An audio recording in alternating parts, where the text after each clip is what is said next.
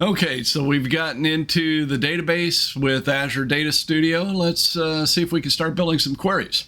So we read our way through the reading module, and we can see here we've got a UML class diagram, basically a schema of the database. So we've got a sales order header, customer address, product, and some other tables with information about the product category, product model, and description.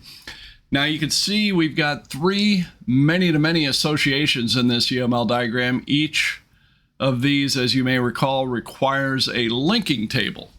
So we can scroll down a little bit further and see here's what those linking tables would look like. We've got linking tables. Each of the linking tables has a 2-attribute compound primary key.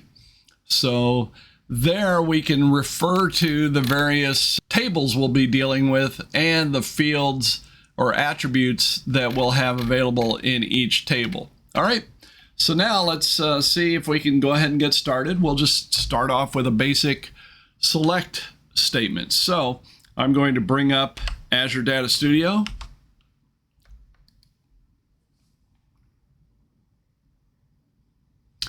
And then I will connect to my student Mata database connection. Hopefully you have created yours already in a previous video. And now I can start building queries. So I'll go to a new query. And the first thing I would type in is, okay, select. Most of us as data analysts or data scientists or accountants are generally just going to look at data in the database or pull data out. We don't actually delete it from the database when we pull it out. We're just pulling out a copy that we can then incorporate into one of our tools or start analyzing. All right, so I want to select, and we'll do select first name, comma, last name. So I just want these two fields. We can go back to the Word document and see, okay, I want to see all customer names first and last displayed, just that first and last name. All right. So let's get back to Azure Data Studio. Select first name, last name from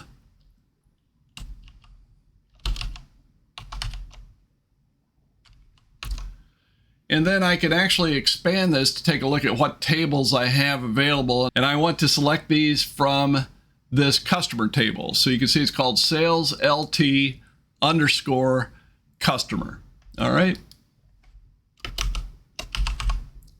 And you can see Azure Data Studio tries to help me out as I type things in. Yeah, I'll take that. And really that's all I want to do now. So I finish my query with a semicolon, and now I can run it, see what that query gives me. And yeah, down there you can see I basically just get a list of all the first, last names of my customers.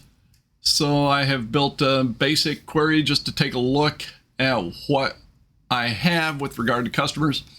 All right, looks pretty good. Let's get back and see what we need to do next.